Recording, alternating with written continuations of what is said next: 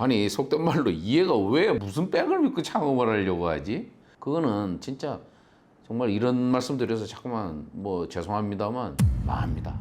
하지 마세요 그런 거. 가급적이면 객관적인 데이터와 이 경험치들 이런 것들을 가지고 거기서부터 내 아이템이 얼마나 시장성을 이렇게 가지고 있을 것인지 수요층이 얼마나 튼튼할 것인지 그렇게 생각을 하셔야 실패를 줄일 수가 있어요.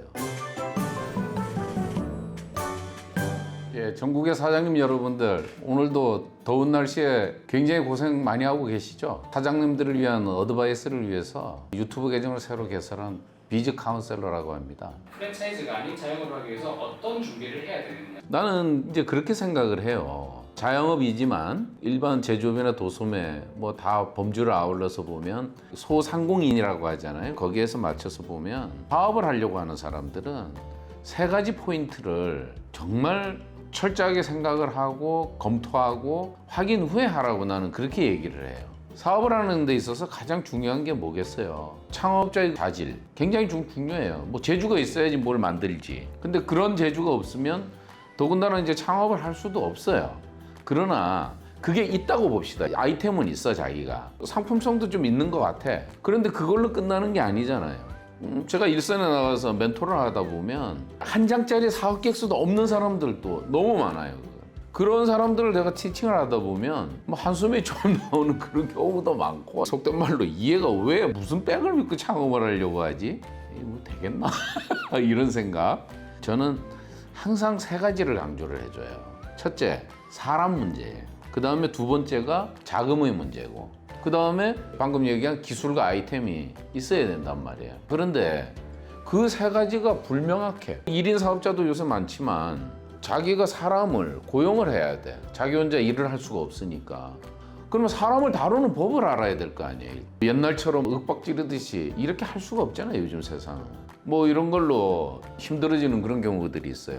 그래서 제가 드리는 말씀은 뭐냐면 사람이라는 이 문제에 있어서 왜 역점을 둬야 되냐고 얘기하는 건 일단 이 부분을 사람을 다루고 전체적으로 어떻게 사람과의 관계에서 융화를 할 것인지 이걸 모르면 사장으로서 책을 보고 배운다든지 이런 걸 좀 많이 해보라는 거예요. 내가 얘기하는 건 직장 생활을 오래 안 하고 창업을 해서 지금까지 온 사람들 특히 내 나이 정도 된 사람들 이리 보면 사회성이 전혀 없어요. 그리고 그런 사람들이 큰 기업을 갖고 있는 사람들 별로 보지를 못했어. 중간에 망하든지 자영업이든 큰 사업이든 꼭 요 세 가지가 사람, 돈, 그 다음에 아이템 그 세 가지가 계속 애를 먹일 수밖에 없어요. 삼성이나 뭐 현대 같은 대기업에 왜 인사 시스템이 그렇게 잘 돼 있을까요? 사람이 문제가 안 되면 그럴 이유도 없잖아요, 그죠? 그런 인사 시스템을 만들어 놓은 이유도 사람하고의 어떤 관계 정립을 어떻게 할 것인지 사람을 어떻게 통제를 할 것인지 그거에 대해서 아주 과학적이고 체계적으로 시스템을 만들어 놓은 거예요. 근데 이제 자영업으로 국한을 하다 보면 그렇게 할 수가 없잖아요. 그래서 이제 간접 경험이라도 책을 보면서 우리가 주변에서 또 이렇게 인간관계에 대해서 또 뭐 어른들한테 들을 수 있는 얘기는 또 듣고 이렇게 하란 얘기예요. 인사 문제에 대해서 한 번 더 얘기를 하면 10명이 근무를 하는 사업장 같으면 10명까지는 사업주 눈에 다 한 사람 한 사람 동선과 동작이 다 포착이 돼요. 10명을 초과하게 되면 11명이 되는 순간 사장의 눈에는 그 사람 직원 하나하나가 안 보인다는 거예요. 하나도 안 보인대요. 그래서 우리가 이제 사람을 다루는 인사 시스템을 그때부터 깔기 시작하고 그렇게 하는 거예요. 왜? 관리와 통제가 돼야 되니까. 사장 본인도 통제를 못해. 10명이 넘어가면. 그런 이론이 또 경영학에 있어요. 경험이 된 사실이고 사실은 증명이 된 사실이거든. 그래서 인사 문제 그만큼 또 중요합니다. 그 다음에 이제 돈 문제로 넘어가 보자고요. 인사 이거보다는 돈이 더 중요할 수 있어요. 돈 없으면 창업해요? PD님 창업합니까? 못해요. 돈 없으면. 저도 뭐 은행생활 대학 졸업하고 20년 근무했잖아요. 특히 이제 뭐 내가 은행 다닐 때 보면 사업하는 사람들 많이 오잖아요. 정말 돈이 없어서 죽겠다고 하는 사업주들 뭐 비일비재하잖아요. 또 망하는 사람들도 내가 많이 봤고 자문을 내가 15년 지금 하고 있는데 사업주나 이렇게 자영업자나 일반 이제 제조업 하시는 분들 이제 소상공인들 내가 많이 만나보고 있지 않습니까? 돈이 없으면 일단 하지 마세요. 돈 없는데 뭘 해? 이 자본주의 하에서. 안 그래요? 깡으로 이렇게 하는 건 옛날에 정말 산업 근대화 초기에 거의 뭐 산업혁명과 같은 그런 분위기에서는 이거 하는 거지. 지금은 그거 하지 마세요. 돈 없으면 하지 마세요. 돈 없는데 뭘 해요? 왜 내가 돈이 없으면 하지 말라는 얘기를 하는지 아세요? 돈은요, 우리 인체에 피와 같은 존재예요. 자, 우리가 뭐 다쳤어. 피를 다 뽑아냈어. 그럼 살 수 있을까요? 못 살잖아요. 그죠? 근데 내가 돈이 없는데 어떻게 사업을 하고 사람을 다루고. 지금과 같은 환경에서는 요새같이 이제 경제 환경이 어려우면 고용줌에도 불구하고 그 돈이 부족하니까 오히려 종업원들한테 눈치를 보고 그런 상황이 지금 요새 일어난 상황이 아니에요. 아주 오래전부터 한 15년, 20년 전부터 그런 현상이 슬슬 오다가 요새는 뭐 특히나 뭐 더 심하죠. 왜냐면 절대 자본주의의 정점에 지금 딱 서 있기 때문에 자금이 지금 수반이 되질 않으면 사장이 그런 푸대접을 받을 수밖에 없고 또는 창업을 하더라도 돈이 고갈되면 뭐 망해야지. 뭐 흑자도산은 왜 생기겠어요, 그죠? 그래서 돈이 없으면 하면 안 된다는 걸 제가 또 얘기를 또 해드립니다. 또 이런 문제가 있어요. 자, 처음 사업을 시작하면 내가 돈 좀 모았어. 그러면 조금만 그래도 뭐 할 수 있어. 그럼 좋다 이거예요. 그런데 아까 그 우리 최 PD 말씀처럼 아무런 사업 계획서도 없이 거기에는 분명히 뭐가 들어가 있어야 되냐면 다른 건 없어도 돼. 그런데 작은 계획은 들어가 있어야 되거든요. 근데 작은 계획 없어. 아무것도 없어. 예를 들어서 뭐 조그만 가게라도 했다, 몇 평짜리 가게라도 했단 말이에요. 그런데 그거 끝나면 그러면 너 그거 떨어지면 어떻게 할래요? 제가 그렇게 물어봐요. 이거 떨어지면 어떡하지 그러면? 저희 아버지가 좀 재력이 좀 이렇게 있어서 안 그러면 뭐 정부나 이런 데서 뭐 정책자금 지원 좀 받아서 아니면 누가 뭐 투자를 좀 해주기로 했습니다 하고 이렇게 이제 막연하게 얘기한단 말이에요. 자, 거기서부터 이제 자기의 흑역사는 시작된다 이렇게 봐야 돼. 흔히 요새 젊은 사람들 많이 얘기하죠. 뭐 이생망이라고 하대요. 이번 생에는 난 망했다 뭐 그걸 줄여서 이생망이라고 한다던데 그 흑역사가 이제 그때부터 시작이 되는 거예요.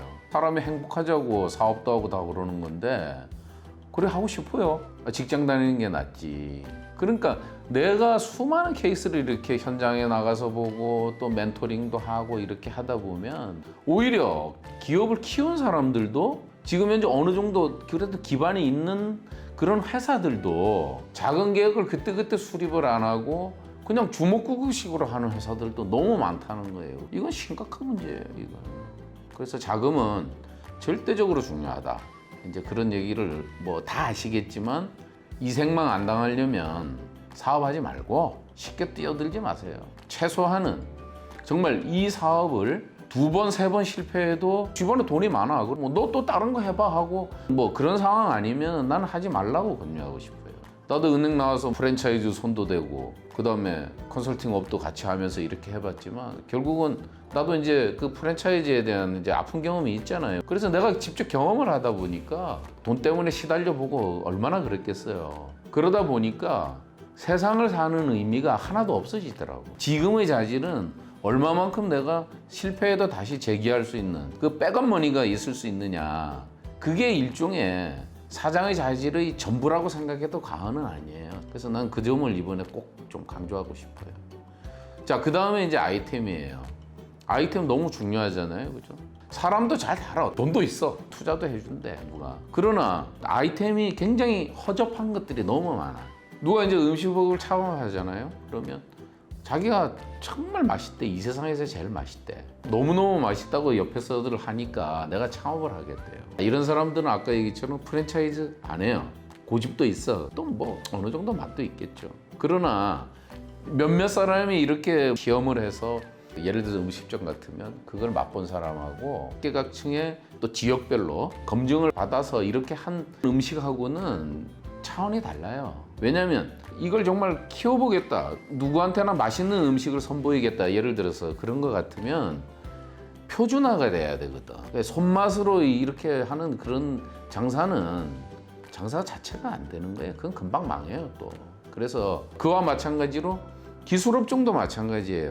제가 제조업 많이 나가고 있습니다만 사장님들 인터뷰하면 상담 들어가면 그래 대표님 우리 회사에 자금을 좀 수요를 받을 수 있는 길을 좀 터주세요. 이제 제가 기획을 좀 해줘요. 근데 뭐 항상 하는 말이 있어요. 그 뒤에 우리 회사 제품이 정말 최고입니다 이렇게 얘기한단 말이에요. 세계 최고래 어쨌든. 그 말 안 하는 사장님 한 명도 없어. 근데 보세요. 지금 이런 글로벌 시대에 똑같은 제품과 이런 것들이 얼마나 많이 양산이 되겠어요. 그런데 자기 제품은 뭐 엄청 더 좋다고? 뭐 무조건 이건 잘 팔리고 잘 된다? 아 그런 제품이 어디 있어요 이 세상에. 아 특허를 냈대. 뭐 그래 좋아요. 뭐 특허 내면 좋죠. 그런데 그게 다가 아니에요 사실은.